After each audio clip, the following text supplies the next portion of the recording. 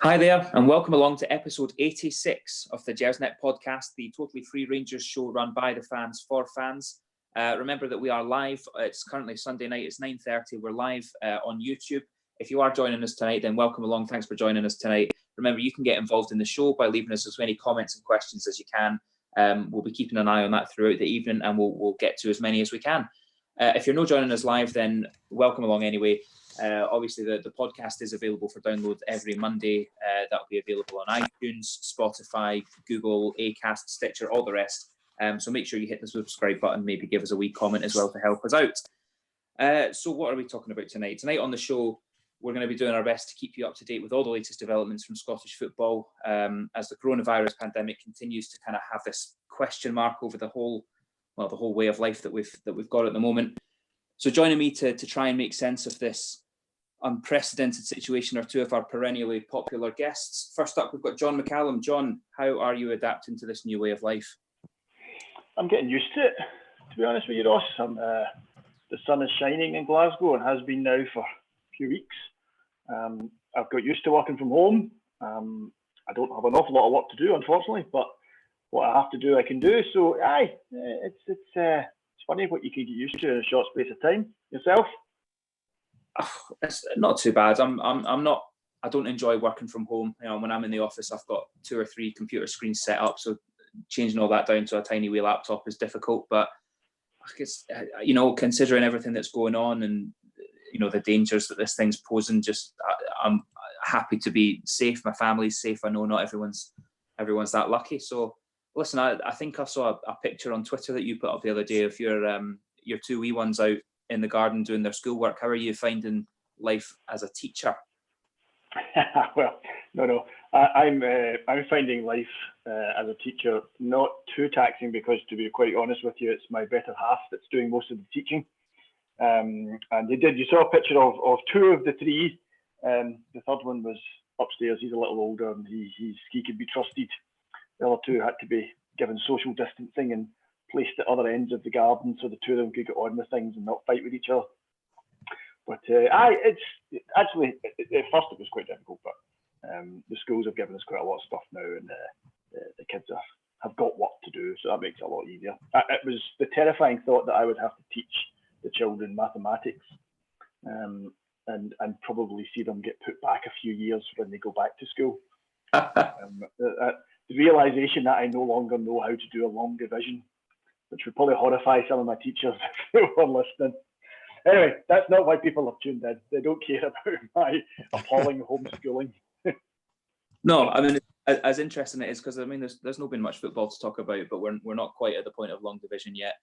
Listen, also with us tonight, we're delighted to welcome back Stewart Weir. Stewart, have you got any tips for us on how to beat the monotony? Either stay in your garden for as long as possible, or sample the delights of home brew. I think it's worked particularly well for me. In fact, in both counts. I listen. Everybody's in this together, but I do really feel seriously for people who don't have access to any kind of garden or any kind of access to the outdoors just now, because even tackling cutting a hedge down today is much more, I would say, enticing than sitting looking at 4 walls. So anybody out there, keep the chin up, try and get out, try and go for a bit of walk, a bit of an exercise, and spend a bit of time in the garden. But it cannot be easy for people who have the misfortune of not having those kind of facilities. No, absolutely not. And look, the most important thing is that people keep themselves safe and that people pay attention to the advice, keep their distance from folk, and don't be tempted to do something silly. I mean, it's such an unprecedented and dangerous time that, I was saying a couple of weeks ago on the show, I'm in a small 1-bed flat. We've got a garden that's about the size of a flapjack. So it's not the easiest thing in the world, but it's important. It really is. Now, before we get started on the show tonight, we've got a wee bit of a sad update, sadly. We got a message in the early hours of Wednesday morning that Ishbel Barnes sadly lost her fight against COVID-19. Now, that main name may not be familiar to you, but it's fair to say that without her son Graham, we probably wouldn't be here having this chat this evening. Graham is the gentleman who edits the pre-recorded versions of the Gersnet podcast and the Four Lads Had a Dream podcast that's proved so popular. So I just wanted to say, from all of us here at Gersnet, that we do express our deepest condolences to Graham and to his younger brother Kenny at the loss of their mother. Obviously, been longer listeners to the show know it's been a really tough year for Graham and his family. So we just want to pass on all of our sympathies at that.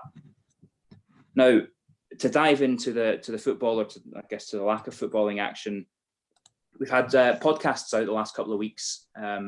Colin hosting last week, myself hosting the week before. Obviously looking at the shambles of the vote, Dundee's role in all of this, statements from Partick Thistle, from Hearts, from Rangers. It seems to me, John, that over the last 7 days or so, things have gone a wee bit quiet on the front of the calling of the season, ending the season now, giving the title to Celtic, relegating Hearts. All of that seems to be dying down a wee bit. Is that exactly what the SPFL would have wanted? Yeah, I think they are obviously looking to, I think the term that I see getting put out quite a bit is put this behind us, start looking to the future. They clearly don't want the vote and whatever went on around that vote looked in and looked at for any length of time. And so, yeah, I would say yes, that's exactly what they want. They would quite like it if we just all went away and let them get back on with things. Whatever it is they've got planned for us all next, without a doubt, it's exactly what they want, and it's frankly it's what they got. And that, I guess that's the most frustrating part, is that there was such a hubbub and a furore around this whole thing a week ago, 10 days ago, a fortnight ago, when it was all kicking off, that it almost seemed inconceivable that it would die away almost quite as quickly as it has done. And we've had a statement this afternoon from Rangers, kind of reaffirming that there is something here, that we've got all this evidence and we'll release it when the time is right. Stuart, obviously coming from a position of working in the media, what was your whole take on this situation as it was developing over the past couple of weeks? My take on that Friday when the vote was taking place was that,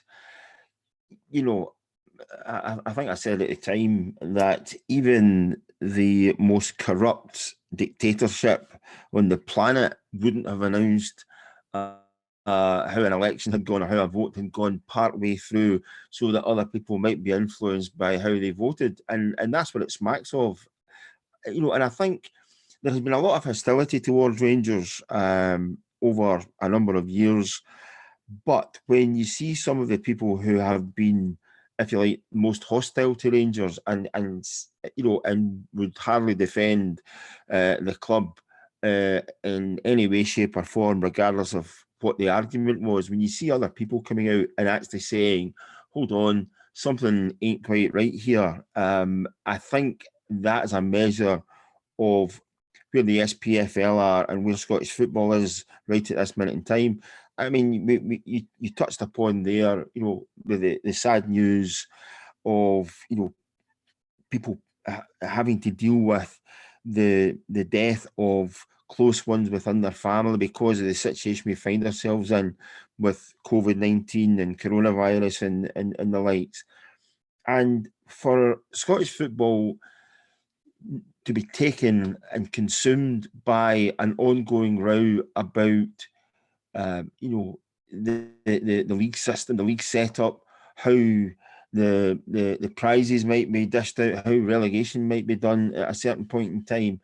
I mean, I think above all else, we as a nation actually look quite crass and actually having these discussions just now when there are evidently bigger things to be concerning ourselves with.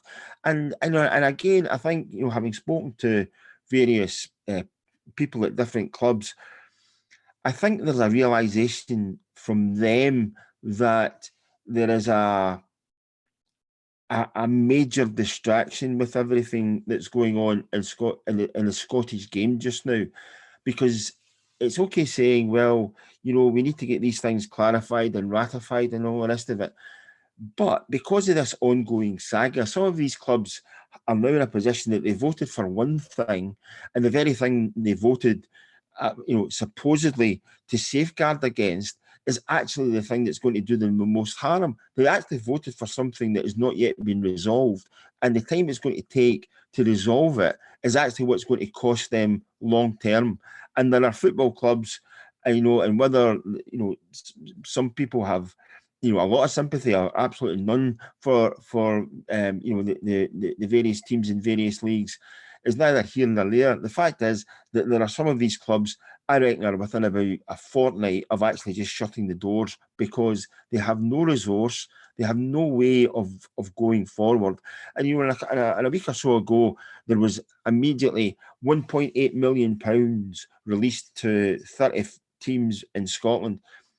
Even if you only did, second year arithmetic, you can work that out. That's only 60 grand per club. 60 grand per club isn't, and that's the average. Some clubs, that ain't going to be very much for what their costs are.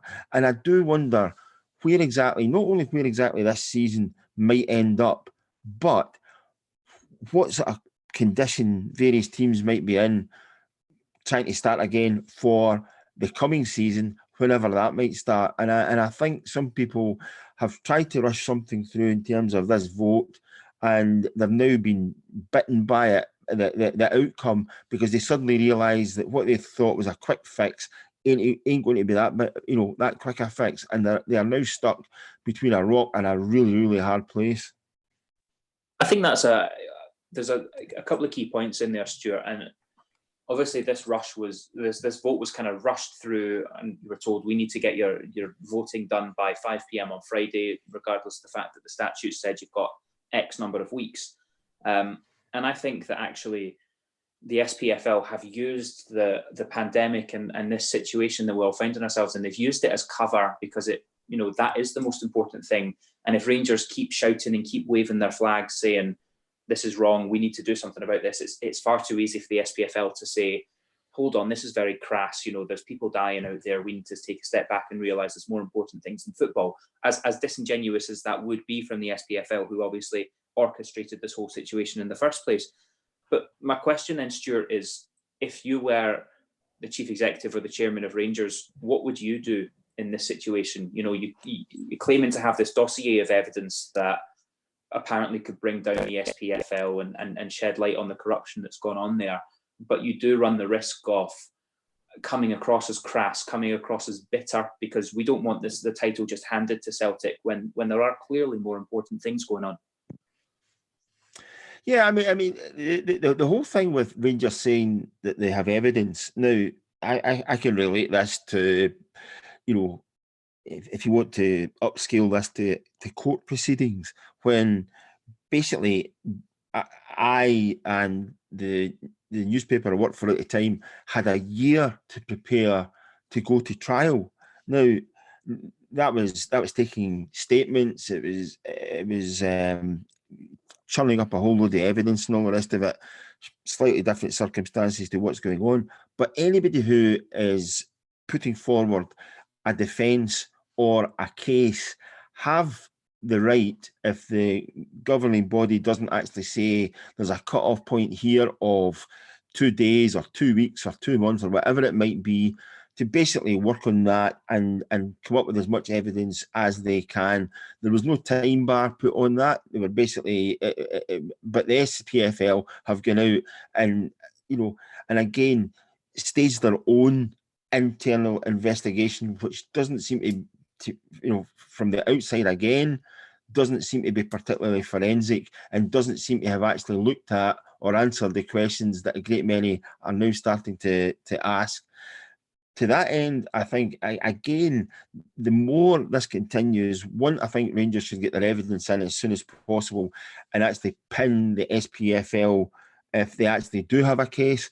But secondly, the SPFL have brought so much of this upon themselves just by the fact that they almost look slightly underhanded, shady at how they've actually performed and conducted themselves.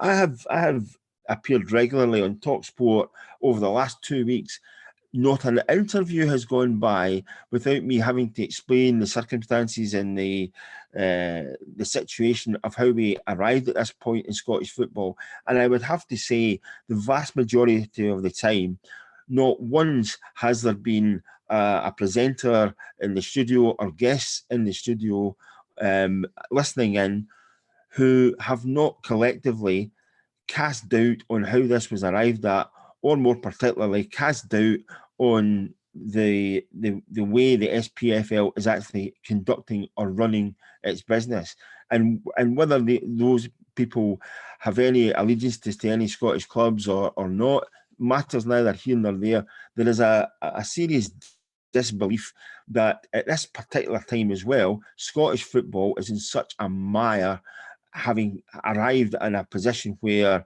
that nobody, I don't think anybody ever thought you would end up fighting over the sort of situation and the finer points in detail of what has happened. You say 3 leagues, well, that's it, the season's finished for you guys, and we're going to promote and relegate accordingly. It's almost like they've made the rules up as they go along.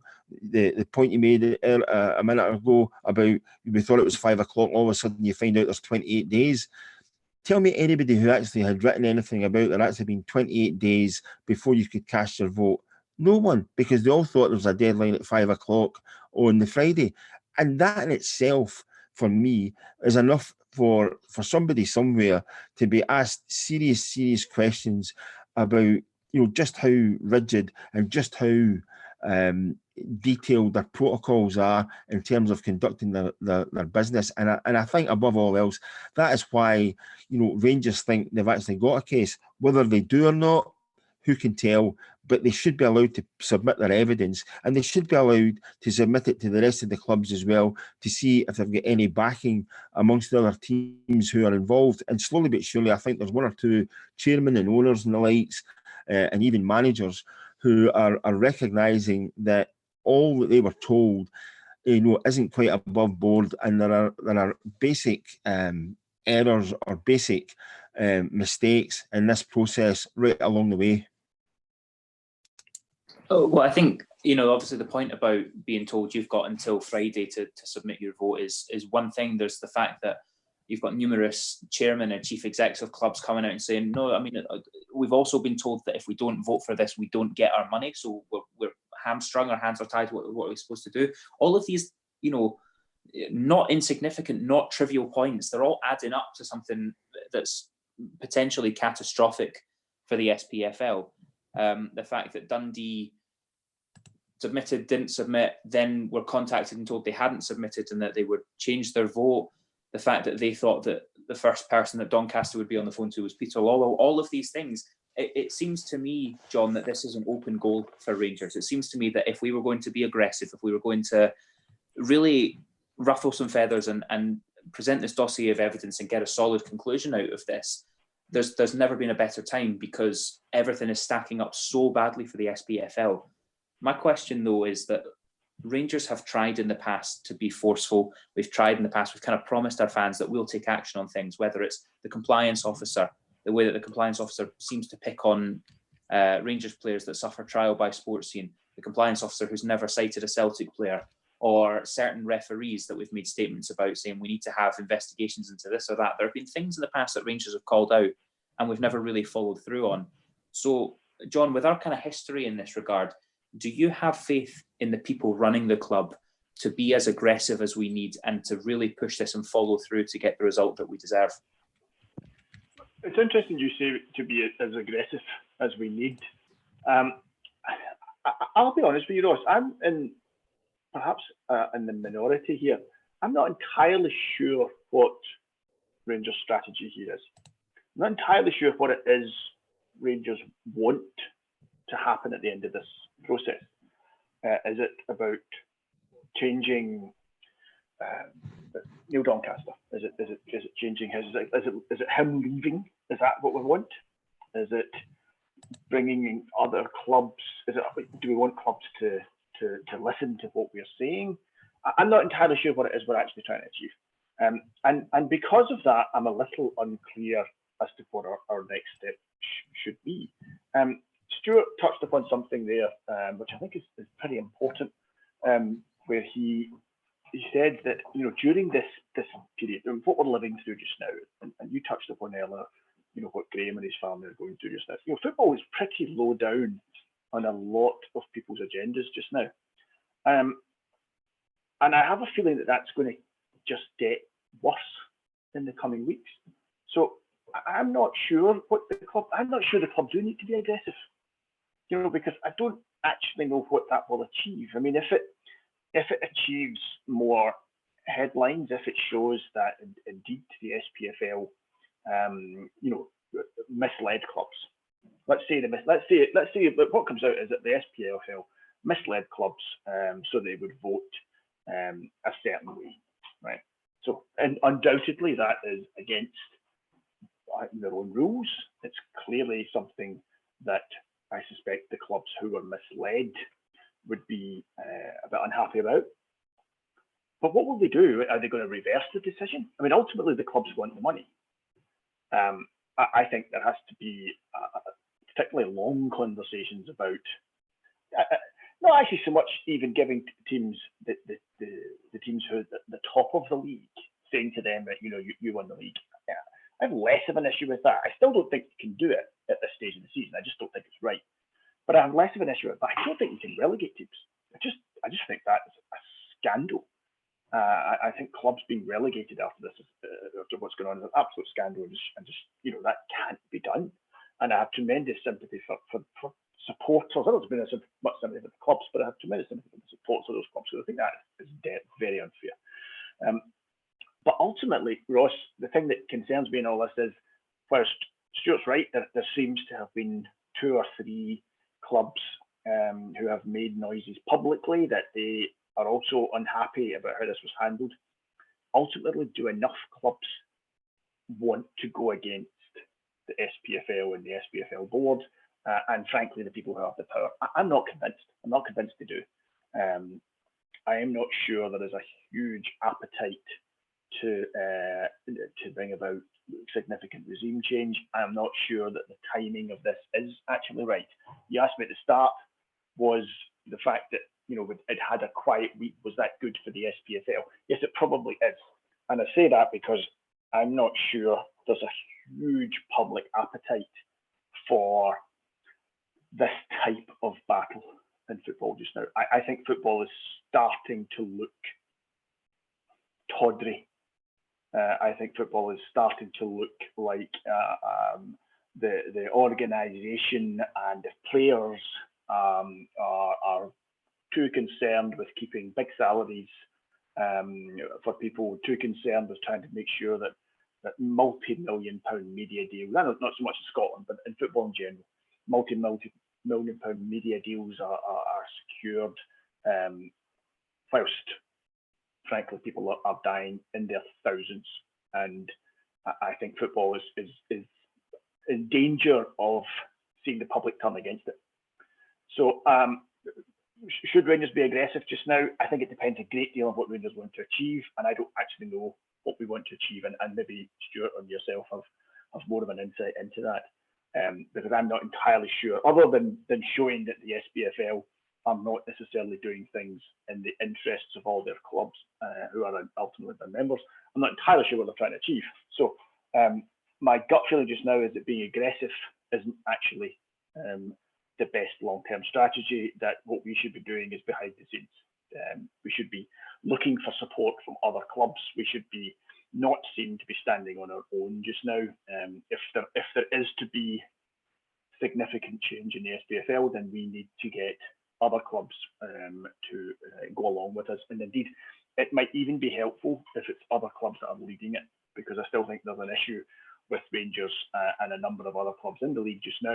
And in actual fact, I think that helps Neil Doncaster. I think it helps the power brokers at the SPFL just now to just point and say, well, look, there's Rangers. This is what they always complain that it's something. So that's my take on it. I accept that that's perhaps not the popular take, but it's my current take. You see, John, in the last couple of times you've been on the show, I've described you today as perennially popular and a couple of weeks a fan's favourite. Yeah, that might be changing now, yeah. Bye to that. It's one of these situations where obviously football titles, promotion, relegation, all of that is overshadowed. And you make a fair point, John. I think that football as a sport hasn't covered itself in glory. I think there are notable exceptions to that, including at our own club, who are obviously deferring wages. And whilst it's not being... But okay, Ross, let's take that. They're deferring wages, okay?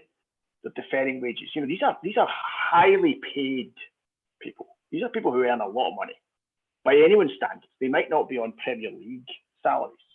They might not be on Real Madrid type salaries, but they're still on good salaries, very good salaries. But and you know, they're deferring. You know, they haven't said, you know what, you're right. We'll go without for a couple of months.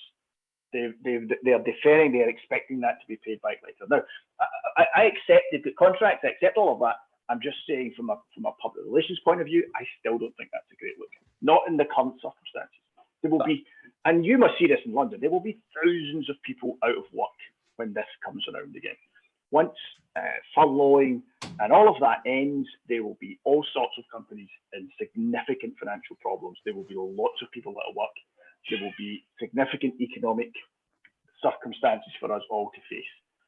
Footballers deferring wages for a couple of months, I don't know. I'm not sure that is as good a look as some people think, to be honest with you. Sure, but I mean, this is a unique situation, and there's no rule book here. I mean, first things first, we have to know that just because players aren't necessarily in the media shouting about the work that they're doing for charity or the money they're giving to charities and that kind of thing, it's certainly happening. I mean, players all have their own charity foundations. They do have monstrous wealth, but you have to believe that they do also do a lot of good with that wealth. I mean, thinking outside of Rangers, I promise we'll get back onto Rangers in a moment, but outside of Rangers, John, in football more generally,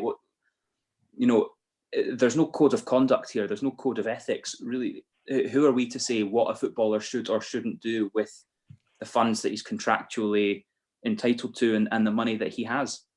Well, okay, I accept that, but then, you know, if footballers are going to demand that their contracts are met, and that is entirely their right. Legally, it is their right to do that.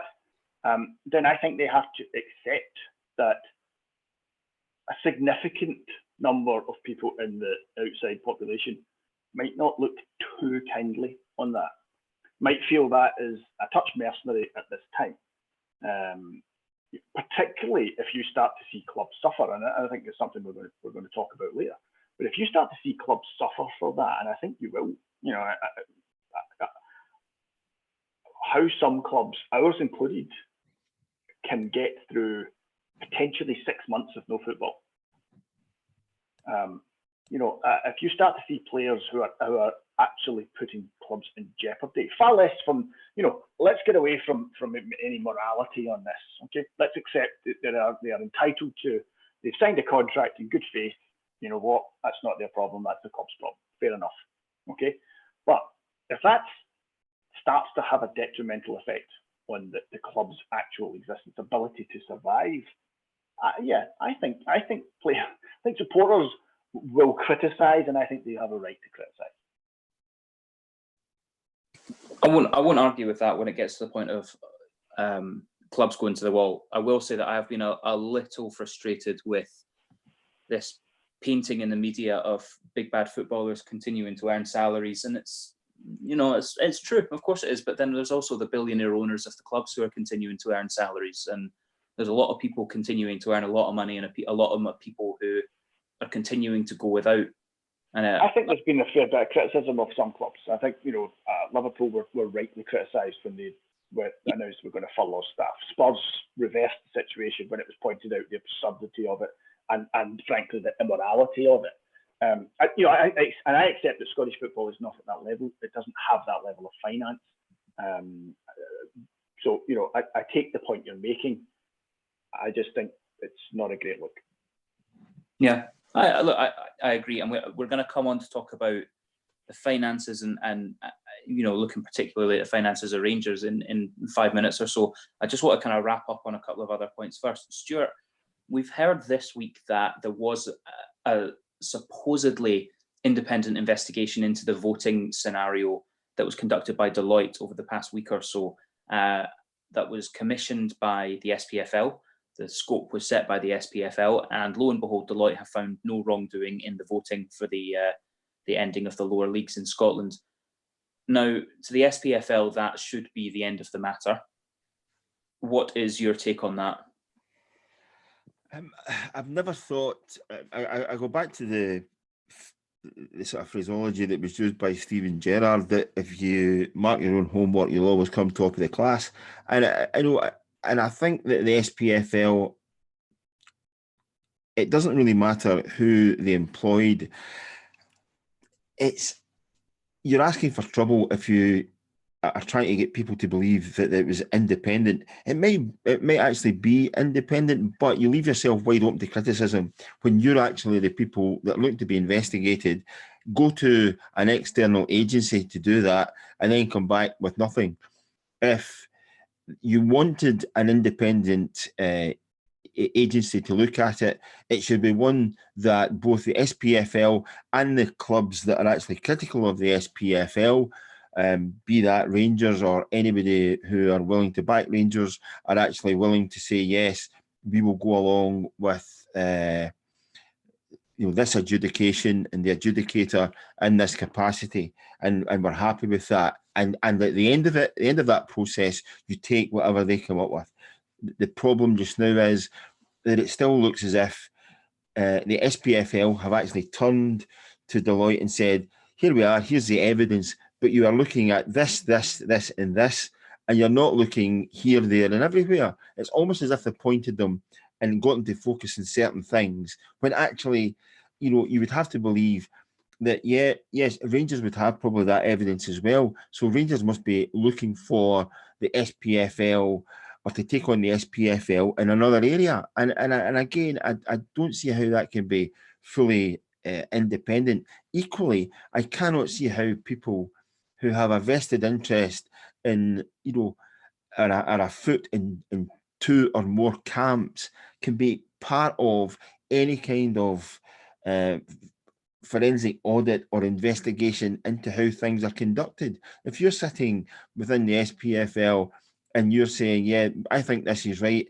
and you have a benefit to gain from that because you're either employed by another club, or you are, you have an allegiance to that other club, I can't see how that can leave you in the clear. And I think that's one of the problems in all of this, is that even as I referred to earlier, even people who have been scathing in their criticism of Rangers over several years, even people who would almost prefer to back people who are how can I put it, economical with the truth, rather than actually somebody who, like, maybe Rangers have come out and said something's actually factually correct. I think when people like that start to say this smells a bit, then you have to basically cleanse yourself. You have to basically go to the nth degree to say, yeah, look, this is everything that took place and everything that happened, and we have nothing. We've got nothing to hide. I still think just now there are too many things that make it look as if there are people or certain individuals trying to hide either the workings of the SPFL or how certain decisions were arrived at. Well, that's been the kind of the point that seems to linger all over the whole thing. It feels like people have something to hide. And this sham of an external or an independent investigation, an independent audit, it's another kind of signal that there is something to hide. That, look, you want an independent investigation, right, fine, we'll sort that. We've got it sorted very, very quickly. Here's the results within a week. A forensic investigation into this kind of thing doesn't take a week. It takes a week to get your IT access set up and figure out how you've got access to all the folders. This doesn't take a week. This is a proper forensic investigation that's needed. That means we're looking at emails that were sent or were they received. You're looking at phone records of key actors who were apparently talking to each other on the night. You're looking at the statutes of the SPFL talking about how long you've got to submit a vote. Looking at the statutes in terms of how and when you're allowed to release funds to member clubs, because there's this whole issue around actually clubs could have had the money in the form of a loan. We wouldn't have had to change the statutes. You wouldn't have had to call the season early. There's a lot of stuff to unpack, and to have that independent investigation for the SPFL, by the way, to say we're not going to do an independent investigation. We'll do an internal inquiry. We'll do an internal inquiry. And then last week they go, no, do you know what? We won't do an internal inquiry. We will do an independent investigation. It's already set up and you'll have the results on Friday. It stinks. Again, the whole thing stinks. And it's so obvious and it's so transparent. And I absolutely... Sorry, football has never been very good. And not just in Scotland, but, on a wider stage.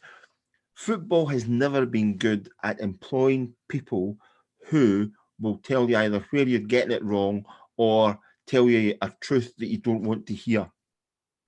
It's, when it comes to, league reconstruction and all the rest of it, has Scottish football ever given it up to anybody else other than administrators who think they know what they're doing, rather than, again, looking at an independent body to look into the absolute structure of Scottish football? No, they haven't. And I think what we're saying here is that, yeah, by all means, have an inquiry, but there is, there's real evidence in this occasion that the level of independence has been called into question, and because of that, we still have the same smell and the same stink and the same insinuations and the same accusations all the way down the line. And again, not to labour this because of other things we want to talk about, it's just something that is not going to be resolved until such times as somebody says, yeah, this is what we're going to do and how we're going to do it. And you're absolutely correct in collecting evidence to put a case forward. There should be no time constraints in that. We've already had enough with time constraints when it comes to a vote that had to be in for 5 o'clock, and then you find out you've got an extra 28 days to vote. Actually, Dundee had an extra 28 days, or were given an extra 28 days through the protocols, which is actually more than Rangers had to gather their evidence to call into question how they arrived at that vote. No, the whole thing is rancid, and it's so clear. I mean, if nothing else, this internal the SPFL, they like to say that they're a members' organisation, but if that's the case, then how could this independent inquiry be settled upon without the consultation of the members? It's obvious. John, we've skirted around the issues of finance, and I think it's fair to say that this situation we find ourselves in with the pandemic is clearly harming the finances of clubs up and down the country and across the world. I think I'm right in saying that a team in the Welsh Premier League this week has gone out of business, Rill Town, who one of the oldest teams, oldest football clubs in Wales have gone to the wall over this, and it's probably going to be the first of many. I saw that this week Anne Budge had kind of suggested that there will be no football in Scotland until January 2021. Now, if that's the case, Rangers have a massive, massive task on to survive this interim period. What do you think the club needs to be doing in order to keep the funds coming in and just keep the business ticking over in the interim? I read reports of what Anne Budge said. Anne Budge has a far greater insight into the accuracy of that than I do. I certainly can't see football, until the autumn at the earliest. And I think she is possibly right, depending how things go in the community and in the country. You may well be looking at the end of the year before they allow large scale gatherings again. If a business is in distress, there's two things it can do. It can either increase its overheads, it can either increase its income or decrease its overheads. Those are the two things it can do. I don't see government support coming in for football. I think that would be deeply unpopular with the media. I don't think that would go down at all well. So I think clubs can forget about that. So there's only two things Rangers can do. They can either increase their income or they can decrease their overheads. As most of Rangers' income is derived from playing football, I don't know how you do that when you're not actually playing. If you can't fill Ibrox every second week, if you don't have European matches, if you don't have live football on television, then I don't see how Rangers can do that. And so I'll be honest with you, Ross, I think Rangers have to decrease their overheads. I mean, I can only assume they've had these conversations at the board. They must have done. I suspect they're going on at every club just now. But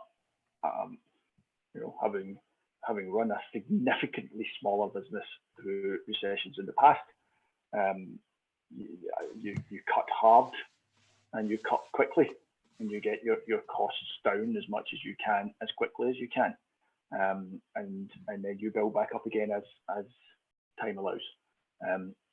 I could be wrong, but are we not looking at having no sponsor for at least a couple of the domestic competitions next season? I don't know, maybe Stewart has more of an insight into that.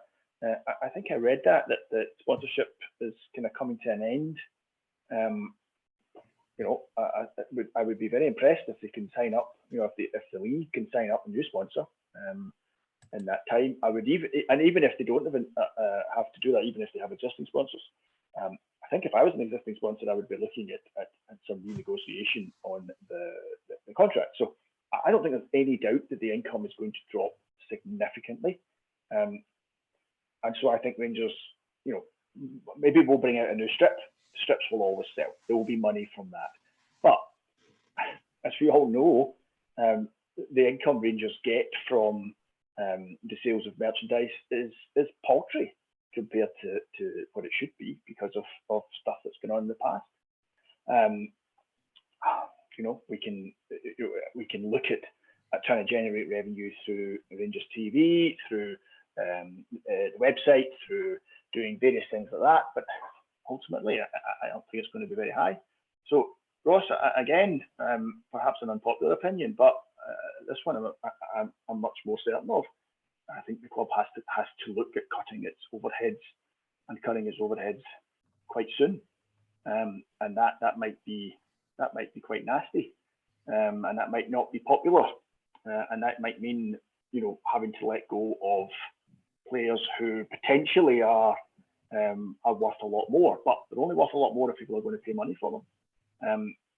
On the plus side, I think we will not be the only club doing this. I think most clubs, the vast majority of clubs, are going to have to do this.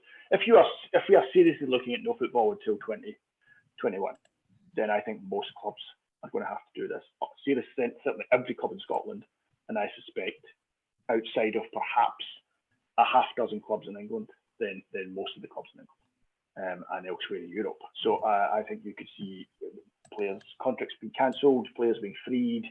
It is not a ridiculous scenario to say that if Scottish football does start up again in January next year, it could be a boys' league. It could be the youth start playing, because I don't see how the club can. I mean, unless the directors are willing to put in an awful lot of money, and they've already put in a lot of money, but unless they're willing to put in an awful lot more money, and I don't think anybody realistically could expect that of them, I think the club has to cut its cloth accordingly. I think every club will have to cut its cloth accordingly for the time being. But don't you think, John, that just going back, taking your comments there and taking it down another route or a slightly different tangent, do you not think when the SPFL are basically planning for matches and not only reconstruction, but they're also saying we can maybe play matches by a particular point in time and the likes, and all of a sudden you have Nicola Sturgeon coming out and saying there will be no public gatherings, and all of a sudden the SPL are running around as if their hair is on fire because they hadn't actually recognised the possibility that this might have nothing to do with what they want, but everything to do with what the government or those running the country actually want. And they didn't seem to have a plan B at that point in time. And for Anne, picking up on Anne Budge and saying nothing until maybe 2021, I mean, again, that just has the alarm bells absolutely ringing, and should have the alarm bells ringing for the lesser mortals and the lesser entities within Scottish football. You have people saying, let's reconstruct Scottish football. Oh, we could bring in another 2 teams. Where is the appetite for bringing in more clubs to actually take more of the pie? It's like saying that we're going to actually extend the top flight to 14 clubs. Can you honestly see the 12 teams there actually saying, yeah, let's invite another 2 in, take another percentage of what we're actually earning? I can't see that. And I think long term. Sorry, sure. If it's January 2021 before football's back on, we'll be lucky to have 14 clubs. Correct. To form a league. Correct. And for me, from my perspective, I think this is where the SPFL are basically, finding themselves already. They're sending out the messages. Oh, we don't want expensive legal battles. Doesn't matter. For me, that should be that's flagging up the fact that they're going to try and wangle their way out of this rather than having this go to court by some way or another. You're spot on in what you're saying there, that there are going to be teams, and we've heard it before. We heard it, back in 2012, 2013, we should cut our cloth accordingly. The only team, I would have to say, the only club that actually cut their cloth accordingly was probably Rangers, because they didn't have any money to do anything else. There were other teams who within a matter of months were back to offering daft and bizarre contracts to other people or to players simply because they had a name and they thought they had a certain position or place in Scottish football. And I do agree with you wholeheartedly on this one. The SPFL, from my take on this, the SPFL should be busying themselves with actually how they're going to survive what is going to be a crash landing, regardless of the time scale. And that's what it's going to be, rather than wondering about let's just dicky things up and make leagues look different. And I think they're being negligent in actually looking after Scottish football. Forget their bickering and their fights. I think other clubs other than Rangers should be pointing out that you have a role to manage Scottish football, and at this moment in time, we don't think you're up to it. Now, on a related note to this, to bring it back to Rangers and how we, so John's spoken passionately there about cutting overheads is probably the way to go. I'm trying to remain positive and maybe a wee bit more optimistic and look at different ways of increasing that revenue stream as John spoke about. Now, Club 1872 over the past couple of days have kind of announced the news that it looks like next week Rangers are planning to put their season tickets on sale. Now, Stewart, in a world where we don't know when the next game is going to be, let alone when next season is going to start, is this the right time to be offering season tickets? Considering, that football might not come back till January 2021. We don't know if that's going to resume this season, whether that's next season starts then. Is it right with so much uncertainty and the fact that, there might even be restrictions on how many folk can attend a game, that we would be offering season tickets at this time? Or is it a necessary step that the club needs to take? I think if you're running any business, and John will have his say on this as well. If you're running any business, there is you look at your calendar, you look at your diary, and you say, we have to be doing certain things at a certain point in time. You might not know what the outcome is going to be, but you have, in business terms, you have to be trying to cover yourself in all eventualities. And I think that's probably why Rangers are thinking this, that we have to put season tickets on sale. From, taking it at face value and given what we've discussed already this evening, I think it is hugely optimistic on a number of fronts. One, that you can actually put season tickets on for something you don't know when it's going to start or when the fans are going to benefit from you actually taking this season ticket money from them. The fans, when you think about it, even the most loyal and supportive fan just now will be going through trials and tribulations like everybody else in terms of their general well-being and probably what their life is like at home and in the workplace. to put season tickets on sale, I think you actually run the risk of fans saying, no, not now. Because one, we don't know when we're going to be watching it. And two, we don't know who we're going to be watching. And Rangers fans have been through this before when their loyalty couldn't be questioned when Rangers were demoted into the fourth tier of Scottish football. But when you see some of the players who actually were representing Rangers at that point in time, would fans put their hand in their pocket to then go back to those kind of standards and teams like that because Rangers can't afford to keep the players who are actually on their books just now? I mean, I think it's full of risk. For me, it's optimism, above and beyond to say they want to take money from fans and believe that they will back us. I think Rangers might actually get a shock in this one with fans actually turning around and say, yeah, we'll support the club, but at least we want to know what we're going to be supporting and when. It's interesting what you're saying, Stuart.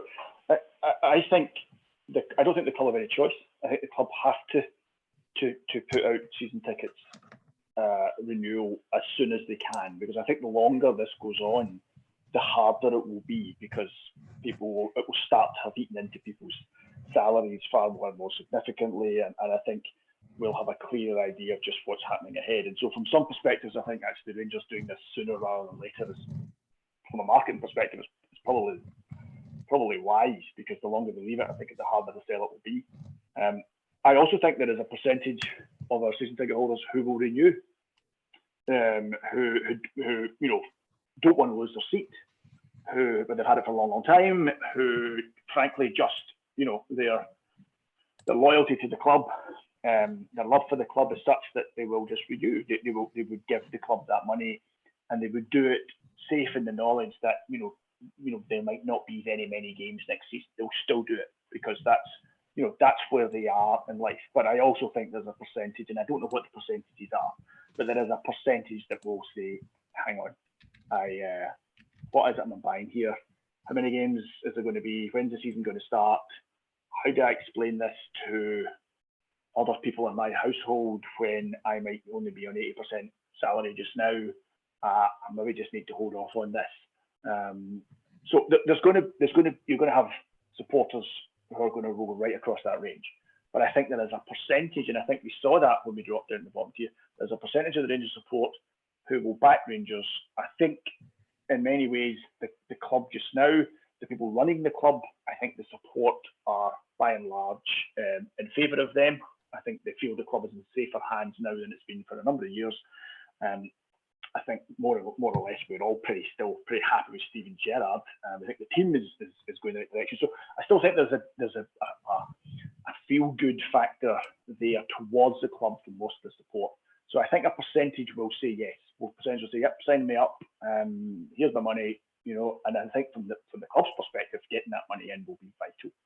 And then they'll be able to make the decisions on what savings they have to make when they know what season ticket money is coming in. And that will be key. So it doesn't surprise me that they're talking about doing this. I would be astonished if every single person renewed. I think, that is, I don't think the club expect that. And I don't think that's going to happen. But I think a good percentage, and I don't know what a good percentage is. I don't know if a good percentage is a quarter, 20%, 40%, I'm not sure. But a good percentage, I think, will renew, and then that gives the club a financial base to start making decisions on. Well, I guess a good barometer for that, John, is the comments that we've got here on YouTube, which seem to be saying, look, I would stump up the money for a renewal. But actually, a good point from Chick here, he'd stump up the money for the season ticket no matter what, but wants to see the club fighting, no more walking away. So kind of taking that aggressive approach that we spoke about half an hour ago, that the club has to kind of take this opportunity, and that's how they demonstrate, that's almost how they reward the loyalty that we as fans have shown over the past number of years. And there's plenty of comments here, a comment from you and saying that the season ticket money is worth over £25 million to us and that we rely on it. And whilst I'm not familiar with that figure, absolutely spot on that we rely on that money. And you're right, John, we will have, because of the loyalty of this fan base and the fan base that follows the club passionately, we will have a huge percentage of people that just renew because I renew and I help my club, and this is how they get their money, and I want my seat, and and all these kind of things. And it's the tradition that gets passed down through the generations. So we will have huge amounts of income. There are a couple of things that worry me about it. I don't like the idea of not knowing what you're paying for, but I also don't like the idea that it could set us up for a potentially, I don't know, maybe a dodgy legal position if we can't fulfill the promises of, or the kind of the conditions of the offer of a season ticket contractually, if that's a legal grey area. I don't know. But I think we have to do it. And I think the club also has to look at being a little bit more creative, a little bit more flexible, and maybe display a bit of ingenuity in a time like this to try and find other revenue streams that aren't traditional football revenue streams. So whether that's a raffle, right, where you buy a ticket and one of the prizes is you get a 15-minute video call with the gaffer, or you get to play a match on FIFA against TAV, anything like that, people would buy tickets for that. Whether it's, Shagger bakes you a cake and sends it to you, whatever it is, we need to come up with ways that the club can still monetize the product that we have. And because whilst there's no product on the pitch, the players, the staff, these are icons and they're almost a product in and of themselves. And I think that we need to, I've almost been a little bit disappointed in the fact that Rangers haven't done so much of that, haven't over the last few years taken advantage of the boom in esports, right? So you get plenty of clubs now have a professional esports FIFA player, and it's marketing, it's revenue. I think now is the time that Rangers really need to clamp down on these kind of opportunities and try and explore these emerging markets in a way. Listen, just you're saying there, I'd really like to see the ingredients first and foremost. If Alan McGregor was going to send me a cake. No, fair enough. You'd almost want to sort of have a video of him making it to ensure it was safe and able to eat that. Once again, Ross has a fantasy of Alan McGregor in an apron. No, that's fine. I'm not making cakes about stiff batter or anything like that. Right, listen, I cannot believe how quick the time has gone tonight. We'd actually intended, I don't know how many of you've heard this, but Joey Barton did a very, very interesting interview in the last couple of days on a Scottish football podcast where he spoke a lot about his time at Rangers, the breakdown of relationship with Warbs. It was very much my intention that we would get onto that and we would discuss and maybe have a wee reflection on the whole Warbs era. We've totally run out of time and we can't do that, I'm afraid. What I will do though, very, very quickly, just a kind of quick fire questions to both of you. I'll start with you, John. Which current Rangers player would you want to quarantine with and why? It's definitely that Canadian one that plays for the women's team. I think the reasons for that are very clear. We need help here with schooling the children, and I think she would be enormously helpful in that sphere. What did you think I was going to say? Well, you could maybe get a job lot with the legal representation that Rangers are going to have. You could maybe get a job lot and help him with divorce. Yeah, exactly. Aye. Got to spend 3 weeks in isolation with one player. Who would you pick? Oh goodness! Probably somebody that could actually have a conversation with. I think probably Stephen Davis.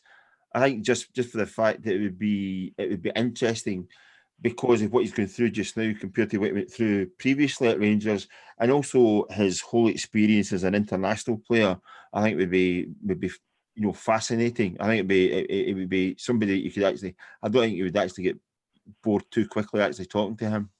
I think that's a good shout. I would say Andy Halliday as well, someone that knows everything about Rangers, loves the club. All I want to talk about is Rangers anyway. Glad to have him. I have to say, by the way, John, the number of comments that you've sparked here on YouTube with people talking about, I imagine her name must be Sonia, because we've now got about 15 different comments of people talking about Sonia.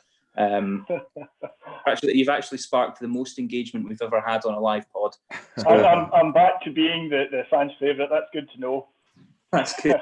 No one cares about your views on Rangers, but they'll talk. Right, listen, probably wise.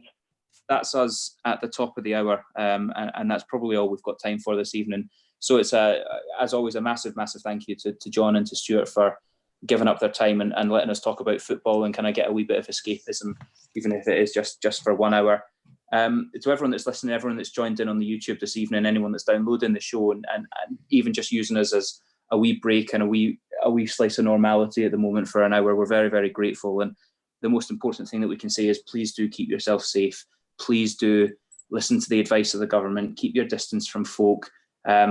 A huge shout out as well to any key workers, anyone, not just, everyone in the NHS, everyone on the front line, but your postmen, your delivery drivers, your supermarket checkout workers, everyone that's continuing to go to work and keeping life ticking over for us. It's so massively appreciated by all of us.